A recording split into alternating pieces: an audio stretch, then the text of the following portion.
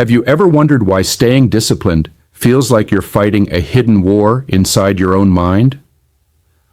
Why, no matter how much motivation you gather, you always end up doing the exact opposite of what you planned?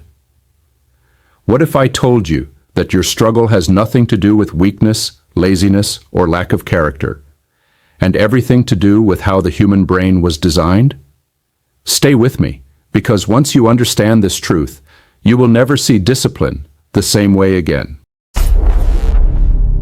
Welcome to PsychCore.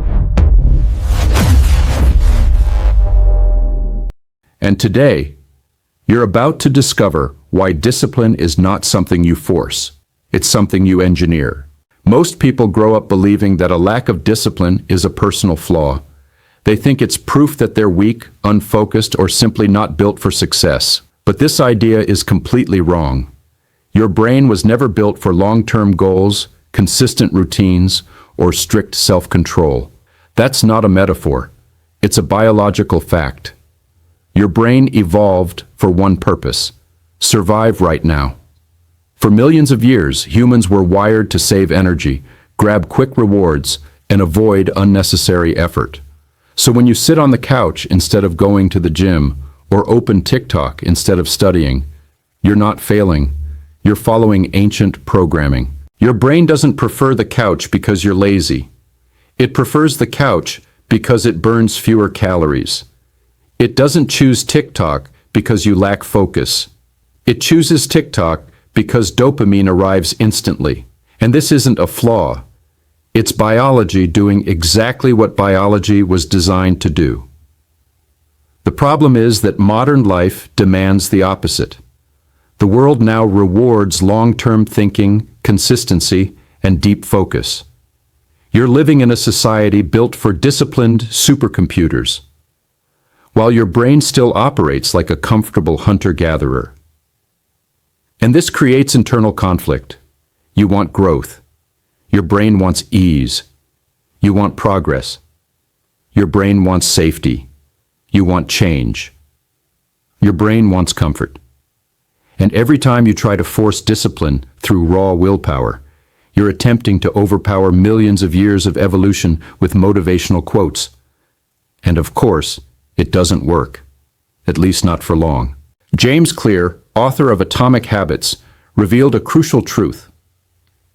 Discipline doesn't come from pushing harder. It comes from designing smarter.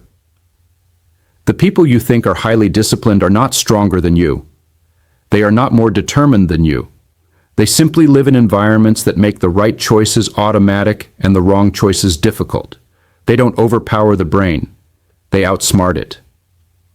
Before you can change your life, you must understand this. Your brain doesn't choose what is best long-term. It chooses what requires the least energy right now. Neuroscientists call this cognitive ease, the brain's automatic tendency to choose the path of lowest resistance. It happens before you even realize a decision is being made. That means your biggest enemy is not lack of discipline. It's the friction in your environment. Think about it. You can be motivated to work out, but if your gym clothes are buried in a drawer, your shoes are in the car, and your phone is in your hand, the path of least resistance is obvious. You stay home. You can be determined to study, but if your desk is messy, your books are hidden, and your notifications are calling your name, the brain will do what feels easier. It will distract itself. And this is why relying on willpower always fails. Willpower is a terrible strategy because it weakens every time you use it. When you're tired, stressed, or overwhelmed, your brain immediately returns to automatic habits. And automatic habits always follow the easiest path. So the real question becomes, what if you change the path? This is where choice architecture comes in. The idea that your environment shapes your behavior more than your intentions ever will. When water bottles in a cafeteria were placed at the front instead of the back, water consumption skyrocketed without motivation, lectures, or rules. Why? Because the choice became easier. That's how the human brain works. It does what is closest, most visible, and most convenient. So if you want to read more, put the book on your pillow. If you want to avoid distractions, silence your notifications and hide your phone. If you want to work out, prepare your clothes the night before. Discipline is not effort, it is preparation. But there's a way to go even deeper. Instead of just removing obstacles, you can hack your brain's existing routines to build new habits with almost no resistance. This technique is called habit stacking. It works because your brain operates on habit loops: cue, routine, reward. These loops already run every day. You brush your teeth, you check your phone, you make coffee. Habit stacking attaches a new behavior to one of these existing automatic loops. After brushing your teeth, you meditate for 2 minutes. After making coffee, you write 1 paragraph. After sitting at your desk, you open your planner. You're not building a habit from scratch. You're piggybacking on one your brain already recognizes. And because the cue already exists, the resistance drops drastically. The hardest part of any habit is starting. Habit stacking eliminates the start. These tiny actions begin to merge into larger routines, and eventually they form an identity. But even with powerful tools like habit stacking, many people still procrastinate. Not because they're lazy, but because their habits violate the 4 laws of behavior change. Make it obvious, make it attractive, make it easy, make it satisfying.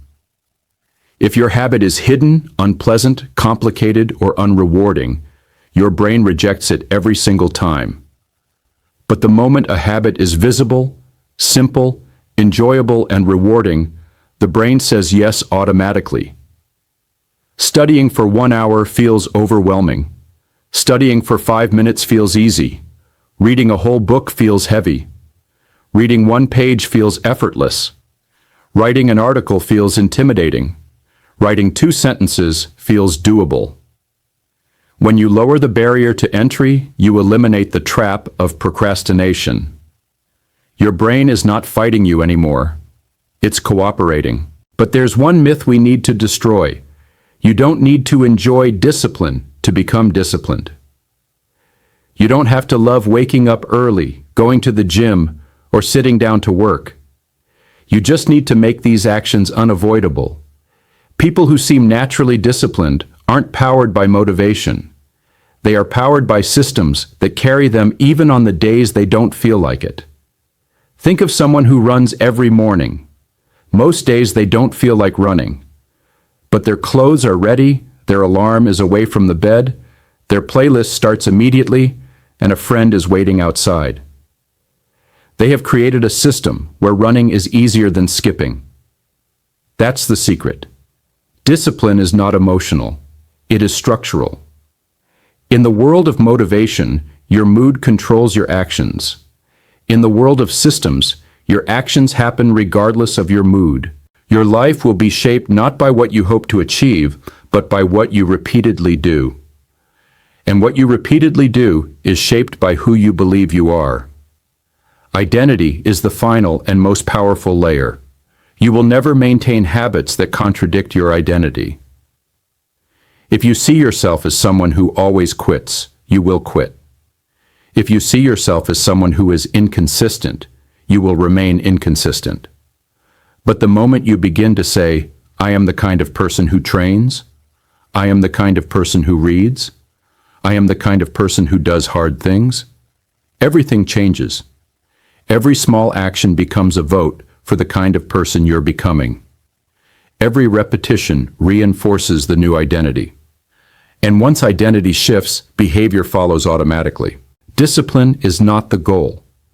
Discipline is the side effect of becoming someone who has aligned their identity, environment, and habits. When these 3 elements match, you no longer force yourself to act. You act because that is simply who you are. So now you have a choice. You can keep blaming yourself for not being disciplined enough, or you can build the system, environment, and identity that make discipline the default outcome. You don't need perfection. You don't need extreme motivation. You just need to start redesigning one habit today. Tell me in the comments, what is the first habit you're going to rebuild? Because writing it down is already your first vote toward the identity you want to create. And if this video made you rethink discipline at its core, make sure you subscribe to PsychCore, where we go beyond motivation and uncover the real psychology behind change.